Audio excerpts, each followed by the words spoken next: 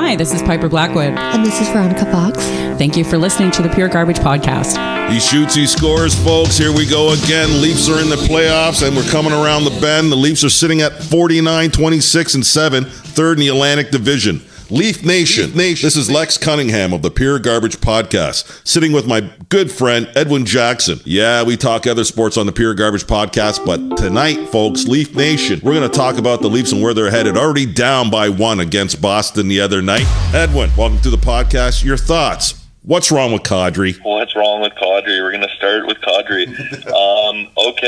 So Kadri's hit was a little dirty. He caught Boston's player in a vulnerable position.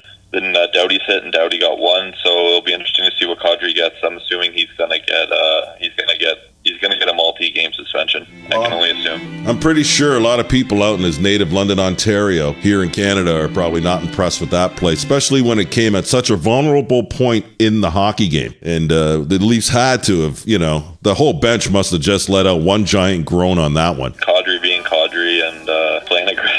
Playing aggressive, and you've been in those. We've all been in those situations. If you played any sports, particularly a high-paced sport like hockey or football or even basketball, or even tennis for that matter, where the emotions are high, and now it's almost like a warrior mentality to try to finish the play, but also finish your opponent. Would you agree? I totally agree.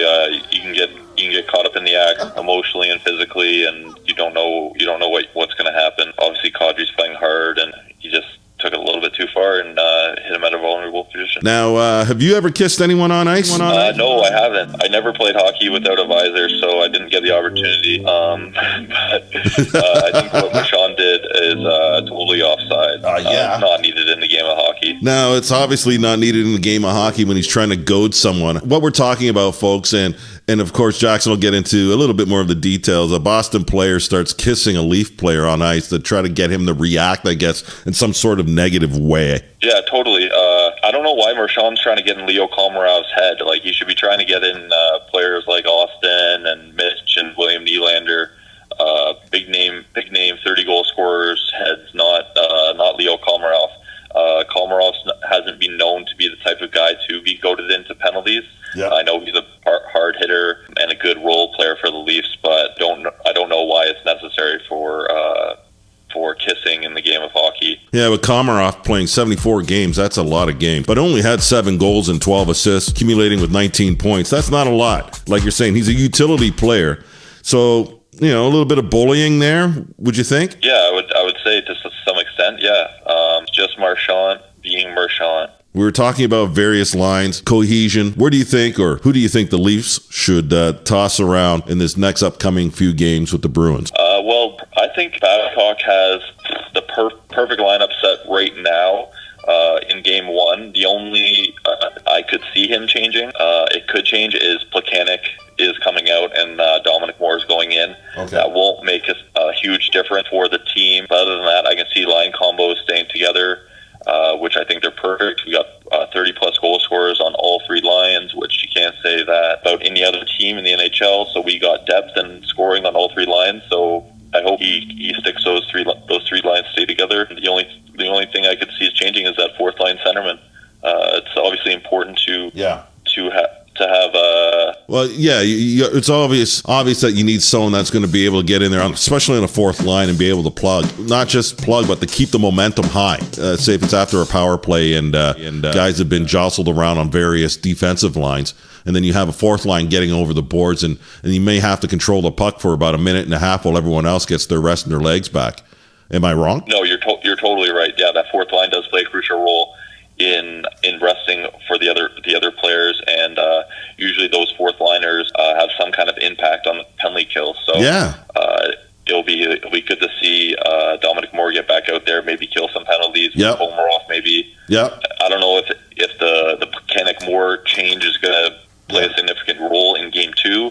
Highly unlikely. Plekanec only played 10 minutes in the first game, so not something that we need to be worried about. I think we need to focus on the top 3 lines and get the goals coming out of them. Now, the Leafs only being the 5th in shooting in the league. Can you believe that? Yeah, that's pretty good, eh? Yeah, they put the puck on net, but they also let up a lot of shots too. Yeah, and Richard Anderson faced the most average shots per game, so And that's where I'm headed next, my friend, to Anderson. Frederik Andersen, the goaltender for the Leafs in Game 1. Your thoughts on his play and overall his ability to stop pucks? So Anderson's stats this year, I'm sure you have them in front of you. They're amazing. They're top-notch.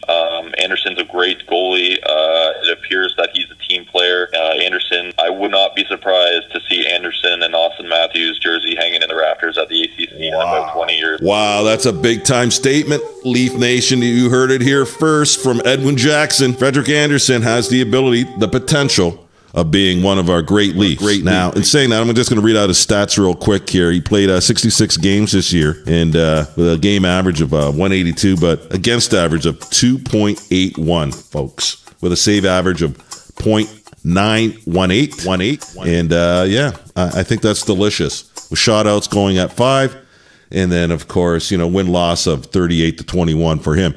Of course, he's a native of Denmark, and I think he likes ice fishing. Moving on.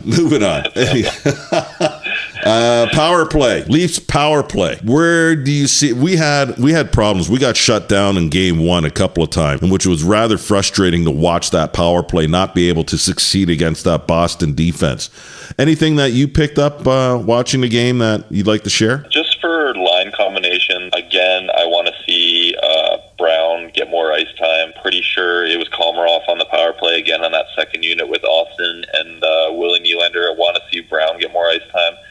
We were 0 for 3. We didn't get as many chances, obviously, as Boston did, but the power play is a crucial part of the Leafs scoring, and we just gotta put the puck in the power play. I like how the Leafs roll with one defenseman.